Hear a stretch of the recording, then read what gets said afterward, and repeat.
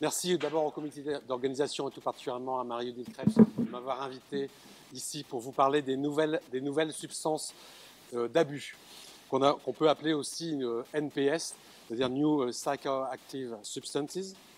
Donc mes conflits d'intérêts, j'en ai très peu, et c'est même pas des conflits d'intérêts, d'ailleurs c'est des liens d'intérêts. Et donc de quoi je vais vous parler là pendant une demi-heure. Je vais vous parler d'abord des nouvelles substances d'abus, on en a partout, on en parle tout le temps. Comme dirait le directeur de l'Office européen des drogues et toxicomanie, partout, tout le temps, et ça concerne tout le monde. Il y en a beaucoup et c'est un peu confus. Donc j'ai essayé d'organiser ça pour que ce soit plus intelligible. Donc ces nouveaux produits de synthèse, alors on peut les classifier, donc je vous donnerai les clés pour ça. Les nouveaux produits de synthèse des grandes familles que je vous exposerai, ce sera les stimulants, les cannabinoïdes, les dépresseurs du système nerveux central, notamment le GHB par exemple, ou les benzodiazépines de designer drugs, comme on dit, les opioïdes, les psychédéliques et les associations de tous ces produits. Donc ça va faire beaucoup de choses. Je dirais un mot de quoi faire, des enjeux de prise en charge. L'enjeu, c'est de confronter différentes disciplines, notamment des savoirs pharmacologiques, psychiatriques, addictologiques et puis aussi expérientiels, parce que beaucoup de ce qu'on sait sur les NPS, en fait, provient des usagers eux-mêmes. Je vous montrerai des exemples avec des avantages et puis des inconvénients. Donc, ce sont les NPS, nouveaux produits de synthèse, donc c'est très hétérogène. Ça imite, donc ce ne sont que des produits de synthèse, il n'y a aucun produit naturel, et qui imite les produits, les drogues qu'on rencontre habituellement, et notamment l'ecstasy, MDMA, les amphétamines, la cocaïne, le cannabis, etc. Donc ça va rappeler ces types de substances. Les structures moléculaires de ces nouveaux produits de synthèse sont proches, mais sans être exactement identiques, ce qui va poser un certain nombre de difficultés. Et en tout cas, ça permet aux fabricants donc de contourner la législation sur les stupéfiants, parce que tant qu'une substance n'est pas interdite, elle est vendue comme autorisée. Elle est vendue comme par les fabricants, généralement qui sont en Inde, en Chine ou dans les pays de l'Est. Et c'est pour ça qu'on va voir, ils appellent ça legal drugs. Donc c'est acheté généralement sur Internet, mais pas seulement, on en trouve maintenant partout. Et donc c'est vendu essentiellement sur des sites ou par petites annonces. Et donc vous trouverez donc les codes. Donc, quand un jeune veut trouver des substances comme ça sur Internet, il fait Legal Eyes. C'est parce que c'est légal, parce que c'est pas encore interdit. Not for human consumption, ça veut dire donc pas impropre à la consommation chez l'homme, mais ça veut dire que si, c'est une drogue qui est intéressante pour les consommateurs, et ça s'utilise par toutes sortes de moyens, la voie orale, intraveineuse, intramusculaire, intranasale, inhalée, intrarectale. Et donc qui se vendent sur Internet, mais hier soir, je me suis baladé à Lausanne, et voilà, je suis passé devant un bureau de tabac qui est pas loin de la cathédrale, en Exergue. Et ben voilà, même dans les bureaux de tabac à Lausanne, on peut trouver ce genre de choses. Cannabis légal. Alors cannabis légal, ça veut dire, c'est là où est l'ambiguïté. L'ambiguïté, elle est cannabis légal, qu'est-ce que ça veut dire? Est-ce que c'est du cannabidiol? Je vais en dire un mot du cannabidiol. Est-ce que c'est des dérivés cannabinoïdes synthétiques, etc. On ne sait pas. En tout cas, c'est pas des choses interdites, mais la confusion vient que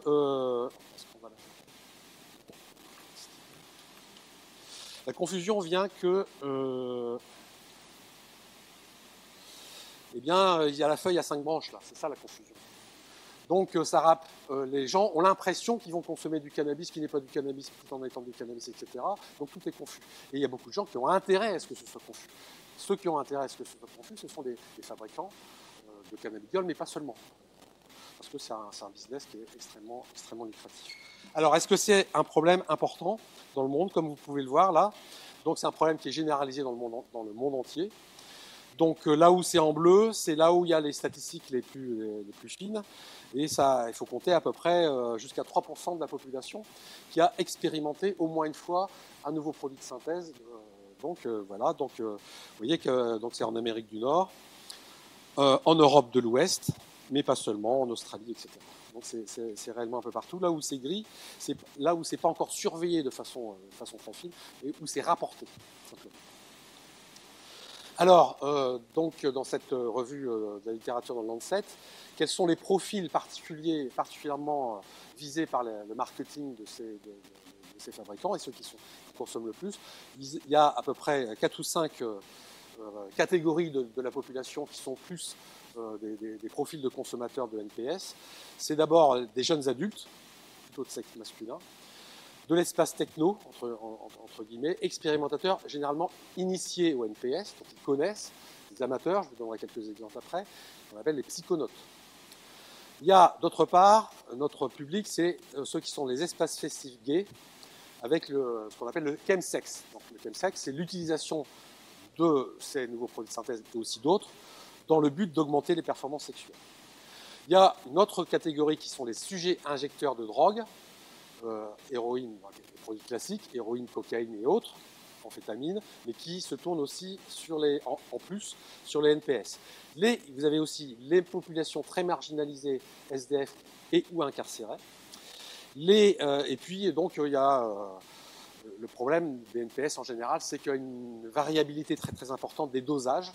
Donc les sujets ne savent pas souvent ce qu'ils consomment. C'est pour ça qu'il y a des testings dans les espaces festifs. Et il y a des effets interindividuels extrêmement variables entre les individus concernant les effets psychoactifs, et puis également les effets indésirables. Alors ça a un impact qui est que, je parlais tout à l'heure de savoir expérientiel, c'est donc le savoir des expérimentateurs qui vont expérimenter tout un tas de choses et qui vont le rapporter sur Internet. Le problème, c'est qu'ils vont rapporter leurs propres expériences et ils généralisent à l'ensemble des consommateurs.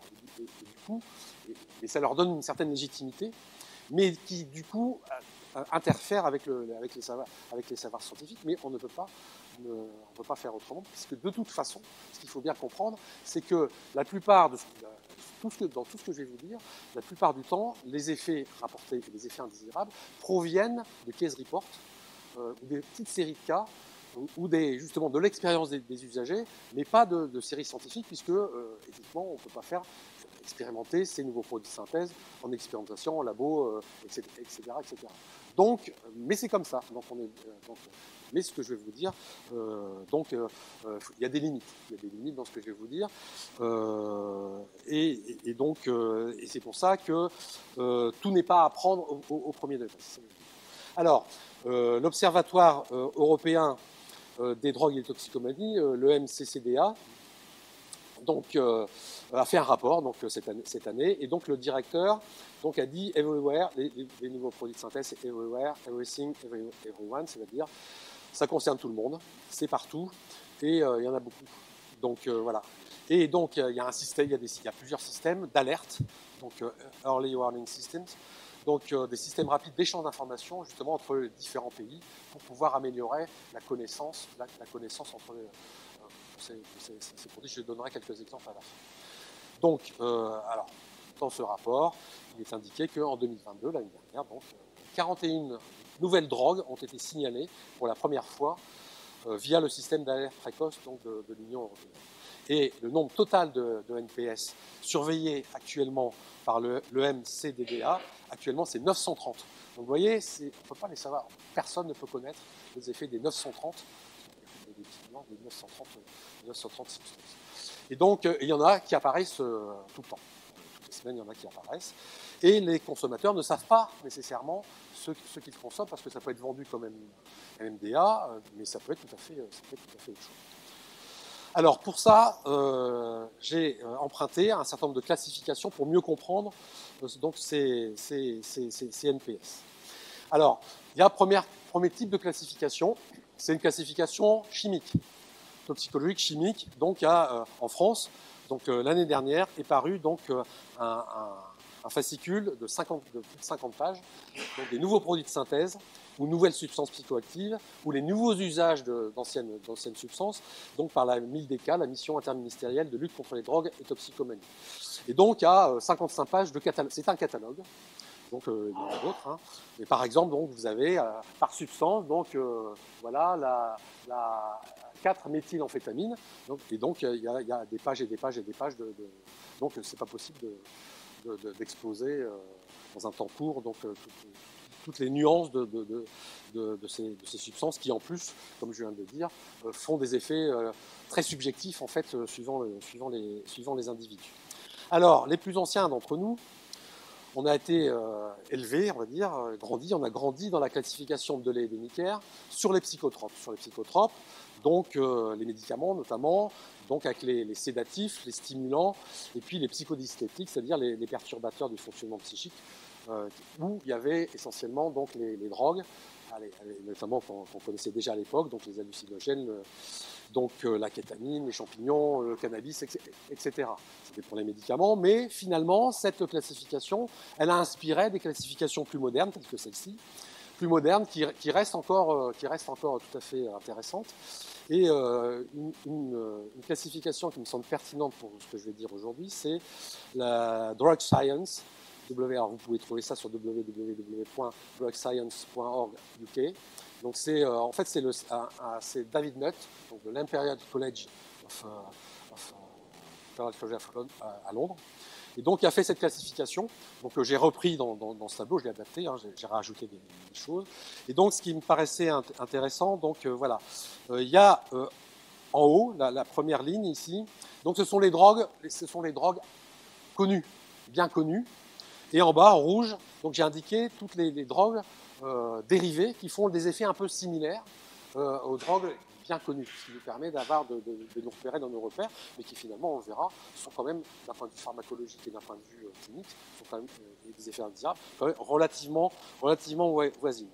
Alors, donc dans cette classification, et qu'on voit sur pas mal de publications, donc il y a les stimulants, hein, donc les classiques qu'on connaissait bien, donc, et notamment la MDMA, l'ecstasy, mais aussi la cocaïne, etc.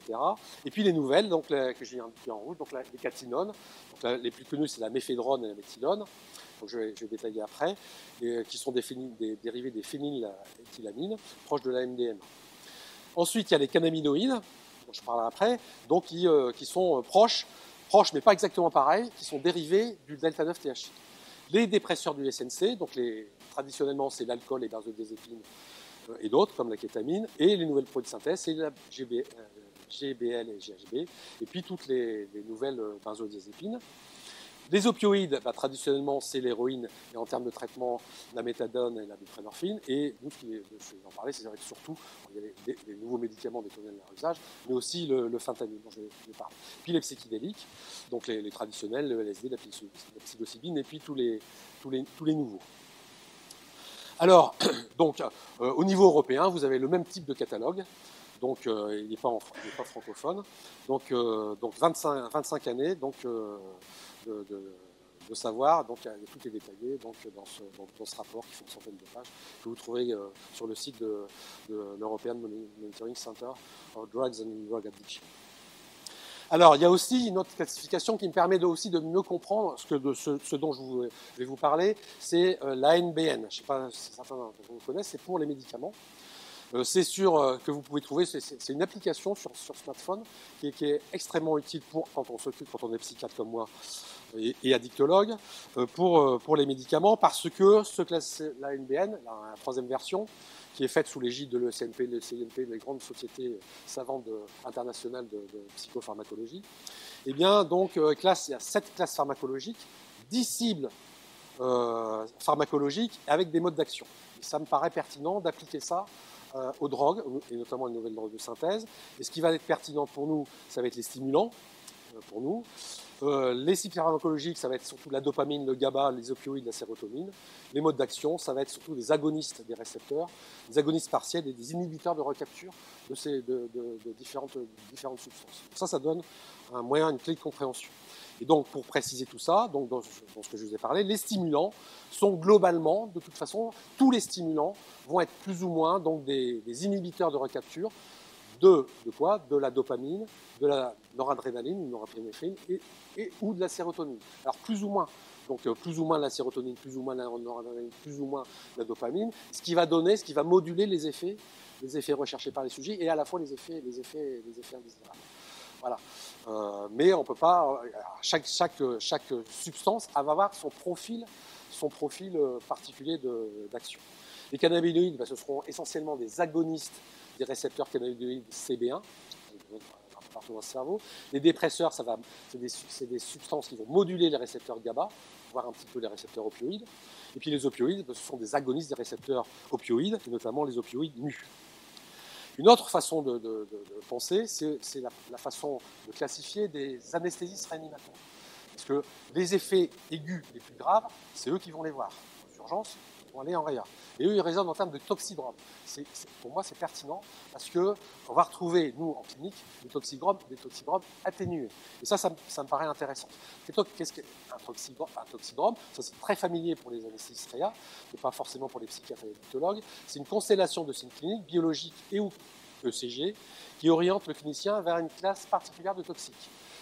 Mais, bon, ces caractéristiques d'intoxication a forcément de spécificité, parce qu'il y a plein d'autres troubles médicaux qui peuvent donner ce type de troubles, mais ça nous permet, nous, de mieux comprendre nos patients et les réanimateurs aussi.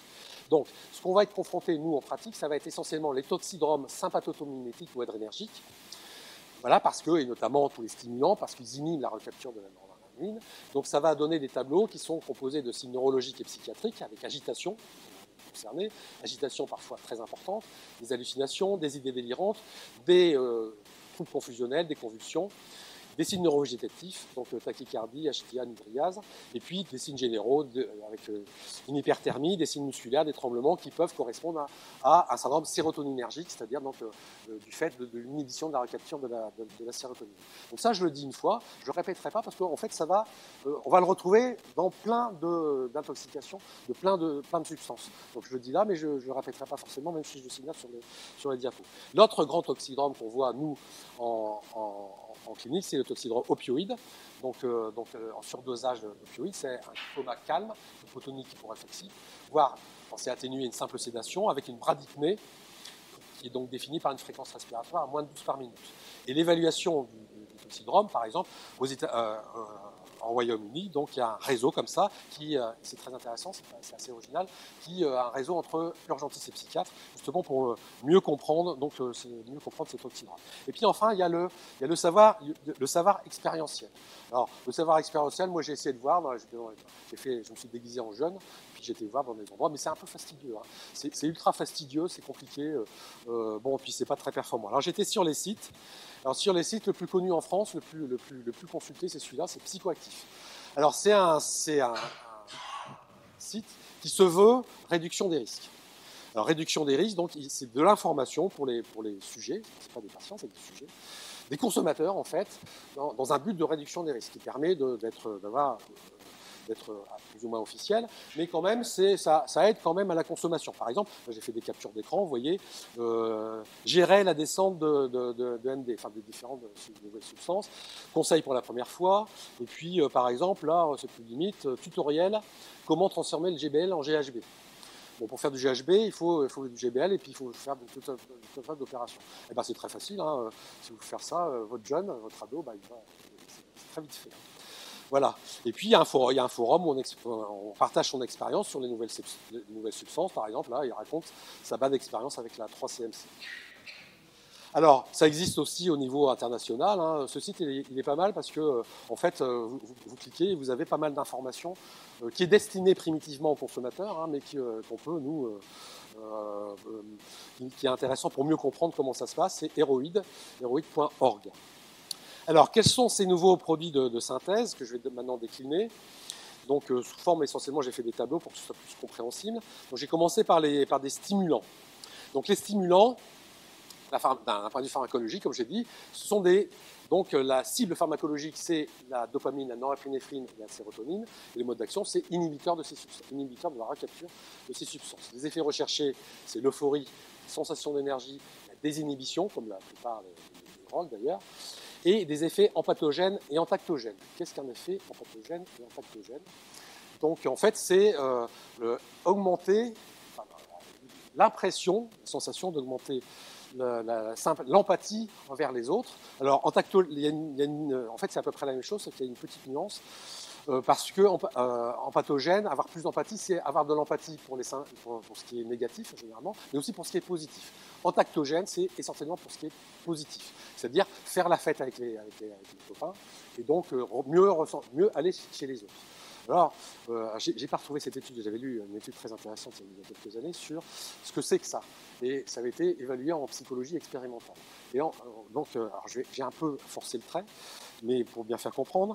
Donc, les tâches en psychologie expérimentale, c'est montrer des visages, et puis avec et sans produit, en pathogène ou dit en tactogène.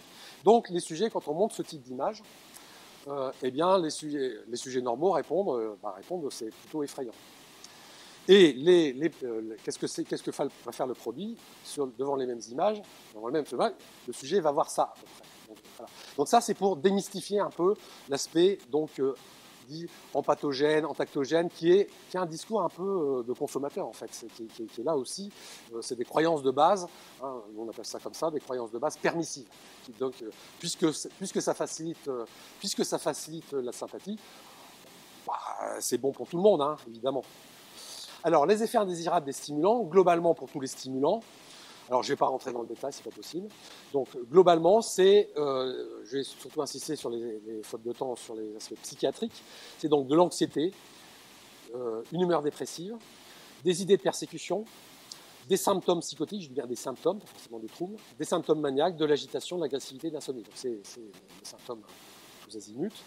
Voilà, il y a des symptômes neurologiques et sérotoninergiques et le toxidrome, je l'ai déjà indiqué tout à l'heure, le toxidrome, c'est un toxidrome sympathomimétique.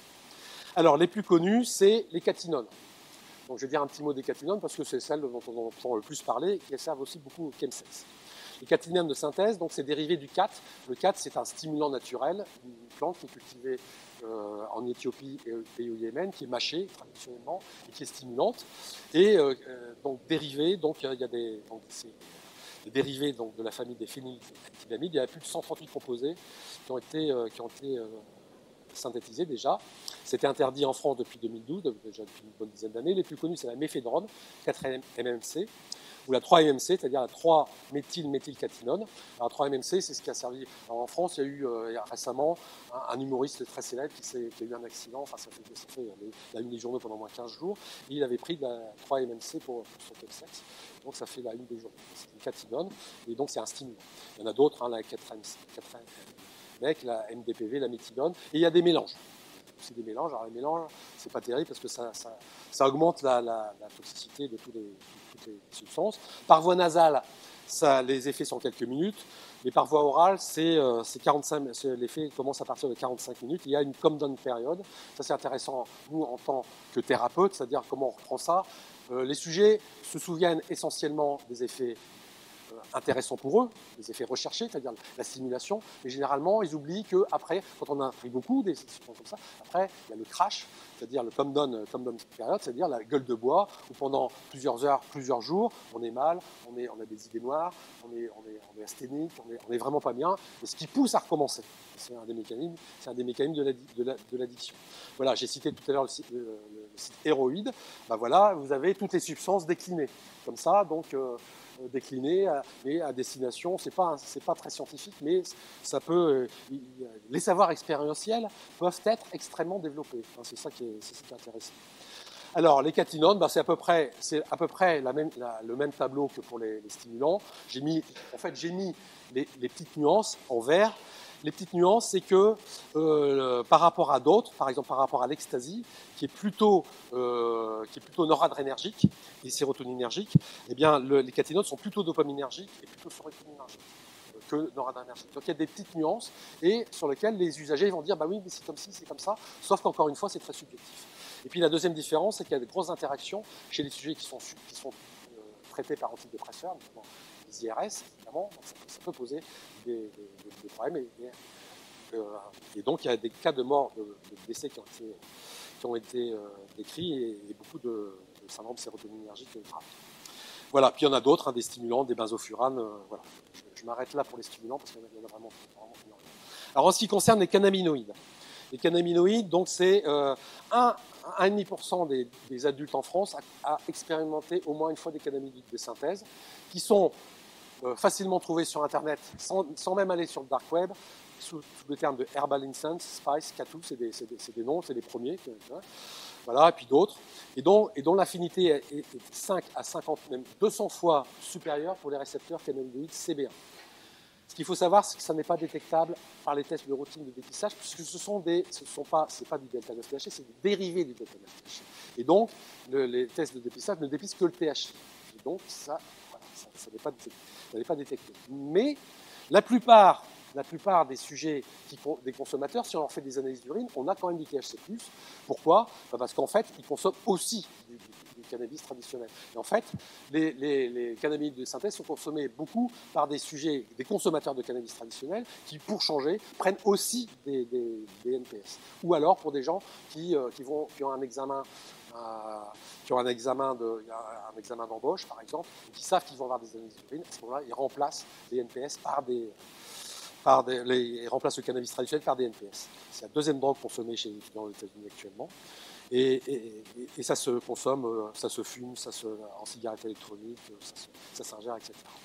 On a parlé récemment beaucoup du HHC qui vient d'être interdit, le hexahydrocannabinol semi-synthétique, qui a été détecté en 2022 et qui vient d'être interdit en France, après l'Autriche, la Belgique, le Danemark, le Royaume-Uni, parce que c'est un cannabinoïde assez addictif et dangereux. Et puis il y a le cannabis traditionnel toujours, mais qui va avec des nouveaux usages, qui va se fumer par vaporisateur, avec des taux de THC sanguin très importants, par vaporisateur, par cigarette électronique, etc. Et puis ce qui n'existe pas encore totalement en France, mais beaucoup dans le Colorado où le cannabis a été légalisé. Donc dans le Colorado, il y a des techniques. Mon collègue Christian Hopfer, qui est professeur d'éditologie à Denver, Colorado, m'a montré les tutos comment fabriquer ça, c'est-à-dire du cannabis 80%, 80-95% de THC, donc sous forme de cire, c'est du wax ou du dab, et c'est du THC quasiment pur. Alors j'ai vérifié, il commence à y avoir des sites francophones qui commencent à expliquer comment ça se fait. Donc, ça n'y est pas encore massivement, mais il se peut que ça vienne. Voilà, donc les cannabinoïdes, c'est des agonistes, des récepteurs CB1, voilà.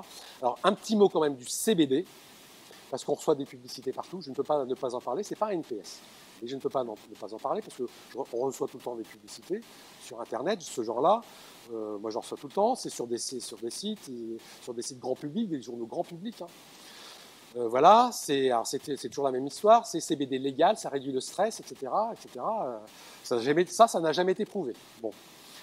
De façon scientifique. Mais c'est très populaire parce que les usagers rapportent que c'est apaisant, mieux relaxant, hypnotique. Il n'y a pas d'euphorie.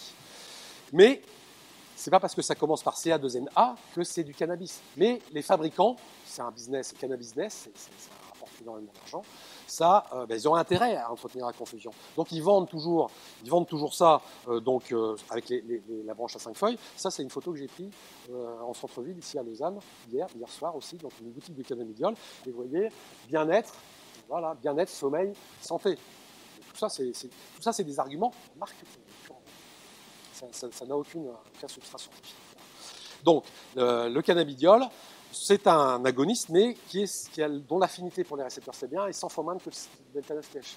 Et donc, ce qui est rassurant, c'est que ça n'entraîne pas d'addiction, il n'y a pas de potentiel additif, et puis il n'y a pas d'effet psychoactif. Donc, ce n'est pas une drogue. Ça n'est pas un médicament non plus, pour l'instant, peut-être qu'il y a des expérimentations, mais je sais qu'il y a eu des expérimentations avec psychotiques, mais pour l'instant, ça n'a pas l'AMN pour ça. Ça n'est pas efficace, ça n'a jamais prouvé son efficacité dans d'autres troubles que l'épilepsie. Et donc, c'est un produit d'usage courant. Donc, ça peut être vendu un peu partout. Donc, j'ai vu plusieurs boutiques ici à Lausanne, il y en a partout en France, en Belgique, aux Pays-Bas, en Italie, partout. Voilà. Donc, c'est dit, je ferme la parenthèse. Je passe aux dépresseurs. Donc, ce sont essentiellement les benzodiazépines designers, il y en a plein. Donc, ça ressemble, en fait, c'est des benzodiazépines, mais fabriquées illégalement. Donc, vous voyez, il y en a plein, au moins 30 là, repérés par l'OIDT. Donc, ils sont des dérivés, donc en AM, donc adinalosam, bromalosam, etc. Donc, voilà. Okay. Et donc, il y a aussi le GHB et son précurseur, le GBL. Donc là, c'est un effet pareil. Le gros problème, c'est que ça peut donner des GIOL, ce qui donne des patients, c'est-à-dire avec une amnésie complète, des blackouts, comme dans les l'alcool, et que les sujets ne se souviennent plus de rien. C'est une, pas la seule, une des drogues du violon. Les opioïdes. Donc, aux USA, les opioïdes de synthèse sont la première drogue qui est consommée aux États-Unis avant l'héroïne. Ce sont essentiellement des récepteurs, des agonistes des récepteurs opioïdes mu. Donc voilà, donc les effets, c'est le syndrome, les effets de surdosage, c'est le toxidrome opioïde, j'arrête là. Ce qui est le plus problématique, c'est le fentanyl, fabriqué illégalement. Donc, on peut trouver sous forme de médicaments, mais c'est surtout fabriqué illégalement et mélangé à l'héroïne, qui augmente la toxicité de surdosage, et donc ça peut être 100, voire 10 000 fois plus puissant que la morphine et l'héroïne. Alors, il y en a énormément aussi, mais il faut les trouver. Si on ne les cherche pas, on ne les trouve pas. Et pour les trouver, il faut avoir le problème, c'est qu'il faut des dispositifs de laboratoire très perfectionnés. On n'a pas partout. Il faut faire des criblages, on appelle ça. Il y a un labo par région, c'est compliqué. Il y en a pas mal chez les consommateurs de méthadone, enfin, les suivis en méthadone. En France, je ne sais pas, mais aux États-Unis, en Allemagne, il y en a beaucoup. Et ça justifie largement, parce que tous les morts opioïdes, il y en a 20 000 par an aux États-Unis, ça justifie qu'on diffuse beaucoup l'analoxone, c'est-à-dire les antagonistes des récepteurs opioïdes. Alors, la dernière classe de médicaments, c'est les psychédéliques. Alors, le problème, c'est le problème du pharmacon, c'est pharmacon en grec, ça veut dire c'est bénéfique à petite dose et ça peut être ça a des effets délétères à forte dose. Donc ça, c'est ça le pharmacon. Mais il y a certaines doses, le psychédélique, ça peut avoir une utilité, on en parle beaucoup actuellement, par exemple dans l'alcool, dans la dépression, etc. Mais il y a encore beaucoup de psychédéliques NPS. Vous voyez là, alors je ne peux même pas citer, mais c'est des noms chimiques en plus, c'est compliqué. Généralement, d'un point de vue pharmacologique, ce sont des agonistes sérotoninergiques de beaucoup de récepteurs 5-HT2E, c'est-à-dire sérotoninergiques, et des agonistes partiels adrénergiques. Donc les toxidromes, ça va être surtout noradrénergie. Alors, un petit mot sur les associations. Elles sont plutôt la règle que l'exception, il faut faire gaffe. Donc, association aux substances traditionnelles, alcool, tabac, cannabis traditionnel, etc., opioïdes traditionnels, associant de l'NPS entre eux, avec les BZD, avec les benzodiazépines pour gérer la descente de stimulants, avec l'alcool pour gérer la descente de stimulants, ou pour augmenter les effets, et puis les cocktails. En France, il y a eu à un moment la mode du purple drink, où on mêlait des antihistaminiques, des opioïdes et de l'alcool. Donc j'ai presque fini. Juste un mot sur la prise en charge. Sachez que, mais je termine en 2 minutes. Devant, donc, il y a la MILDECA fait des recommandations. Que faire devant tout trouble inexpliqué? Traiter les symptômes de façon non spécifique, récupérer tout indice au diagnostic, récupérer les substances, les cheveux, récupérer des échantillons. Est-ce que on peut retrouver quelles sont les substances, même longtemps après, parce qu'on n'a pas les échantillons. Avertir les ELSA, c'est-à-dire les équipes de liaison et de soins d'addictologie, qui va organiser le suivi.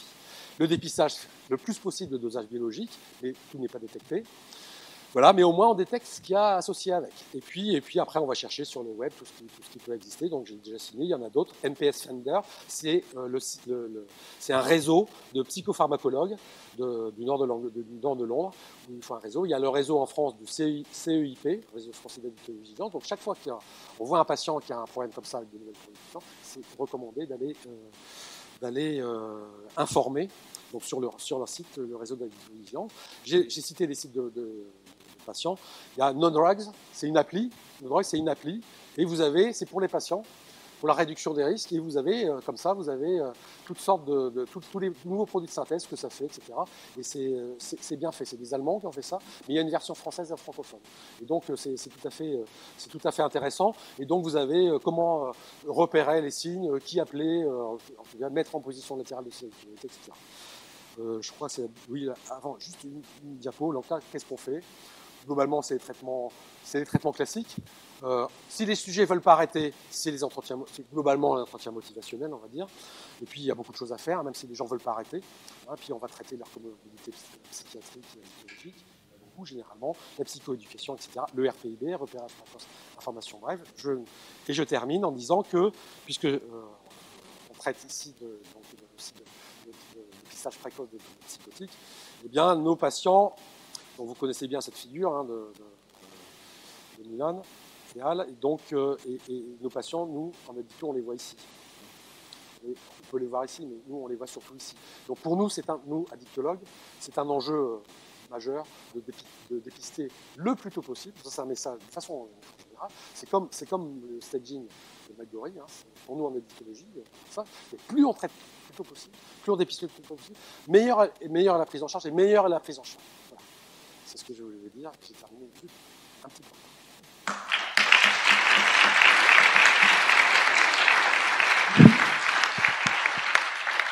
Merci beaucoup pour cette revue exhaustive et très complète.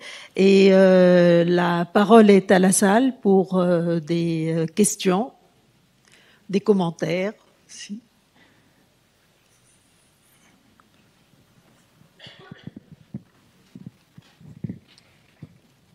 Merci beaucoup Alain pour cette présentation. J'avais un tout petit témoignage et une question du coup à te poser par rapport à ça. Il y a quelque temps, nous dans notre centre, on a eu une espèce de petite épidémie de jeunes qui sont venus avec des symptômes psychotiques persistants, hein, pas juste pendant la prise, mais persistants, après la prise de pète ton crâne. Voilà, donc oui, en l'occurrence, PTC, voilà. Donc, a priori, c'est un cannabinoïde. Bon, je pense que c'est l'appellation locale, hein. Ça vient globalement... En fait, c'est un terme générique, c'est un terme qui veut dire okay. se défoncer. Ah ben voilà, merci pour la... Ça ne correspond pas à une a priori, c'était un cannabinoïde de synthèse, c'était du Buddha Blue. Buddha Blue, c'est un cannabinoïde de synthèse. Voilà, c'est ça. Voilà, et alors, voilà, donc avec des symptômes psychotiques persistants ou des symptômes dissociatifs proches de symptômes psychotiques, on a pris le parti d'essayer d'essayer de rester en contact avec eux et de continuer de les suivre, même si les symptômes avaient disparu, parce que on sait quand il y a des symptômes comme ça persistants avec du cannabis, il faut absolument suivre les jeunes. On a pris le parti de se dire que voilà, si c'est des cannabinoïdes de synthèse, globalement, il faut appliquer un peu les mêmes choses. Mais est-ce que tu nous as bien dit, il y a tellement de substances, on peut pas tout savoir. Par rapport aux cannabinoïdes de synthèse, est-ce que toi, tu as un peu plus de notions là-dessus sur le risque par rapport à la transition psychotique ou simplement sur le risque par rapport aux symptômes psychotiques persistants? Pour le cannabis, on a toutes les études scandinaves de registre. Il y a des méta-analyses de ça et qui montrent qu'il y en a à peu près 30%, 36% de sujets qui ont été diagnostiqués avec un trouble psychotique induit par le cannabis à un moment donné, qui vont être diagnostiqués schizophrènes dans les 10 ans qui suivent. Ça, on le sait, c'est très démontré. Pour les nouveaux cannabinoïdes de synthèse, on n'a pas ce recul-là. Et puis, on ne sait pas exactement ce qu'ils ont pris. On n'a pas la preuve. Et puis, voilà. Donc, a priori, ça risque d'être à peu près... mais on n'a pas. C'est difficile de faire des études qui sont forcément géniales.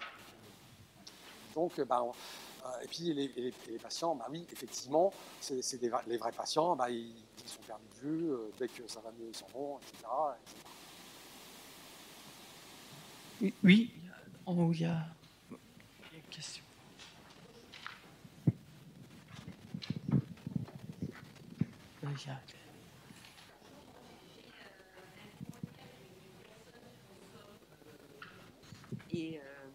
Qui est père et qui me dit qu'il a vu des... Alors, je sais pas, hein, c'est pour ça que je pose la question à Alain.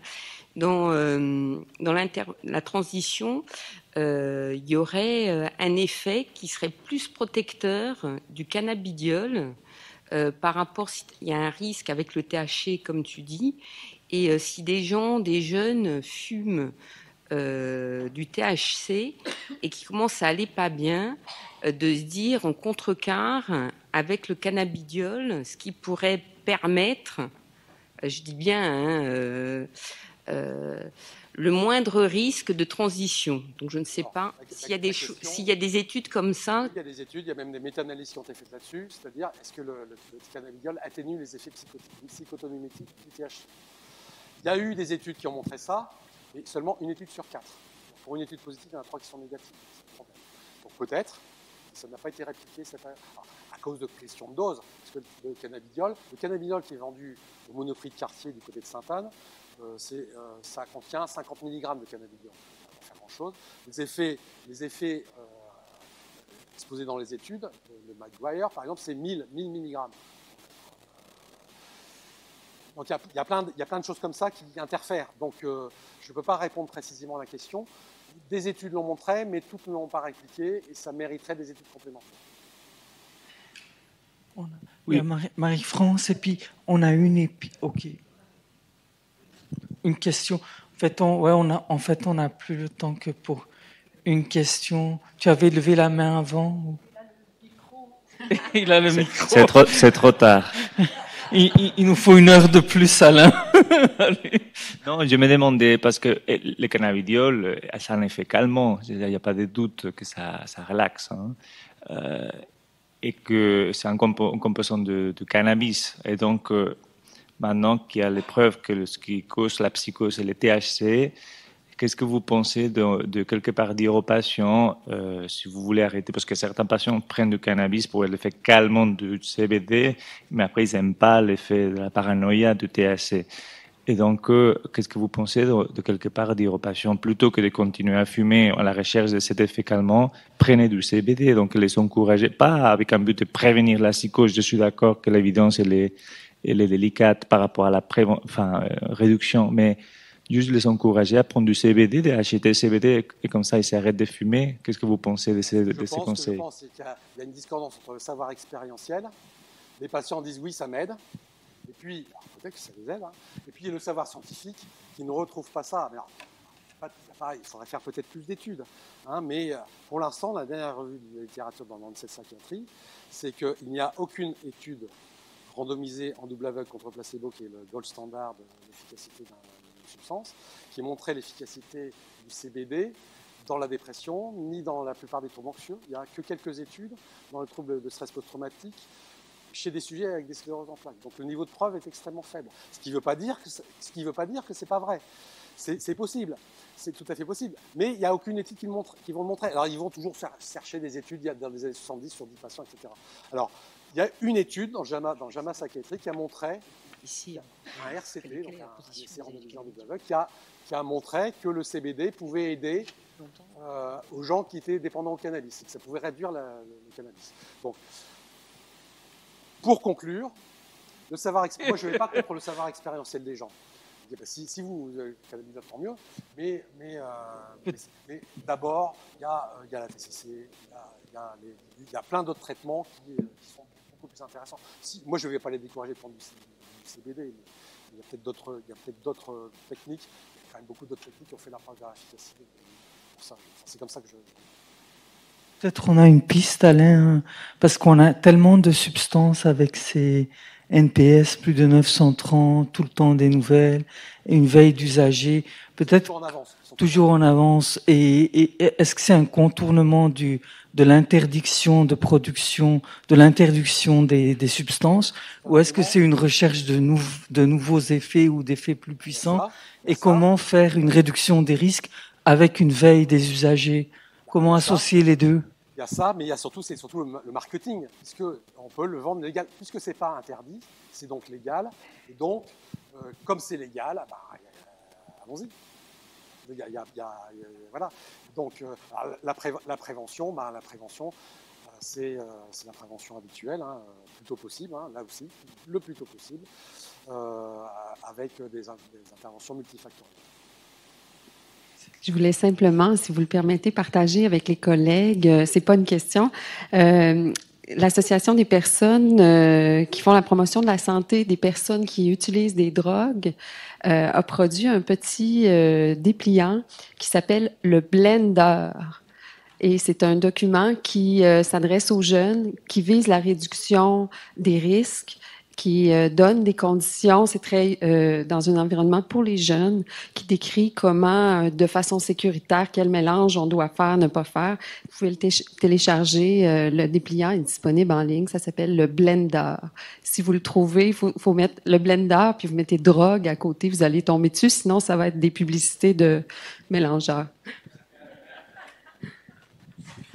Merci à tous pour cette belle discussion. Il y aura une pause. Merci beaucoup, professeur Dervaux.